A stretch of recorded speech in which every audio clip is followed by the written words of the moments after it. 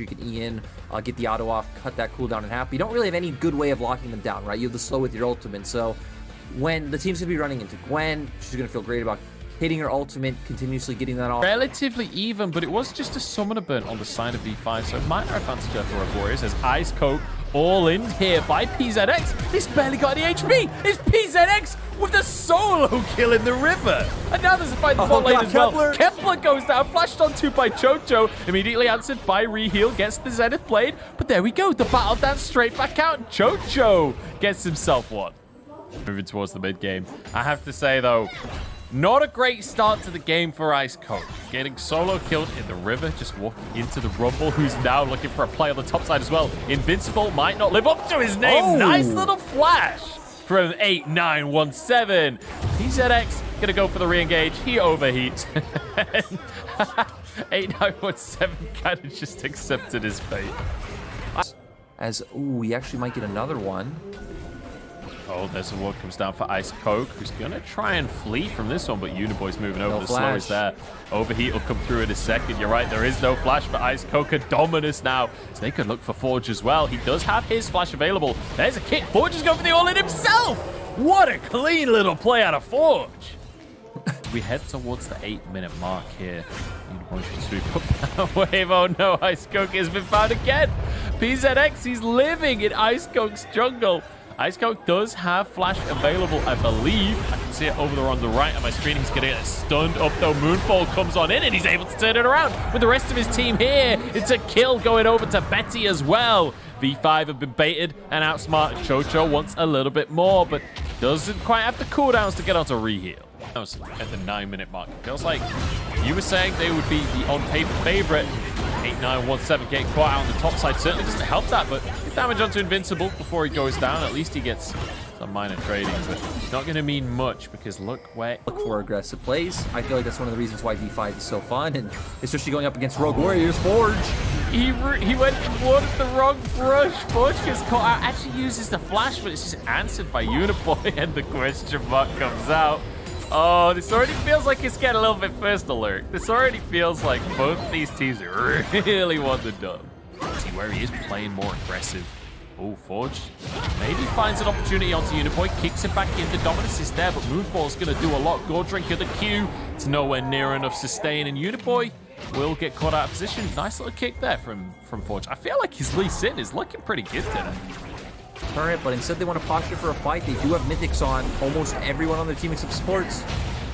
Okay, Rogue Warriors, they need to pick up the eye. Still, unfortunately, be able to get that immediately engaged by Reheal. Solar Flare onto 2, but the showstopper into the backline. There's a Moonfall on top of him! Rogue Warriors making it happen. They get the Herald, they get themselves a fight, and they turn it into 4. 8917 showing up so big. This is why we love the set with 8. We keep on talking about how stacked the LPL is, right? I'm sure people are getting sick of hearing that statement specifically. I don't have to talk. Uniboy jumps back in for the re-engage on this one. Has a lot of sustain for himself. Moonfall used the Haymaker as well. And I think he was perhaps a little overzealous on trying to force that one. Forge TP's in, gets immediately chunked down, kicked away. But there's the re-engage with the whole squad. Rogue Warriors are getting kind of low in this one. They're getting away with it mostly. Forge went down. It's 2-1 in favor of Rogue Warriors. V5 toying with the idea of looking for more, but Ice Coke threatening off on the side. Betty still going strong. This will be a tier 2 take. That's going to be a tier 2. It's going to be... Speak of the devil, 8917. He's moving up to the top side. He's been caught out in a brush. That's a cheeky little combo coming out with the Leona Rumble. Locks him up on an equalizer, but it's traded. They're playing for the top side of the map because they know they can't contest that Drake, which will be sole point now for Rogue Warriors. I just love that Victory 5 combined the kind of 2 standard ways to look to get yourself back in the game for Rogue Warriors, and then just default back to the bear and keep trying to pull them in.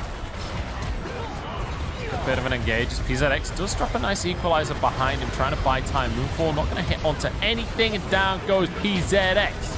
There's Rogue Warriors take over the fight here. Reheal underneath the tower, but Betty's still going strong. Betty's on the Callista. Betty is the threat in these situations, but it doesn't matter if Betty doesn't have a front line. Taking down Forge, and now V5 collapse upon the rent damage is nuts.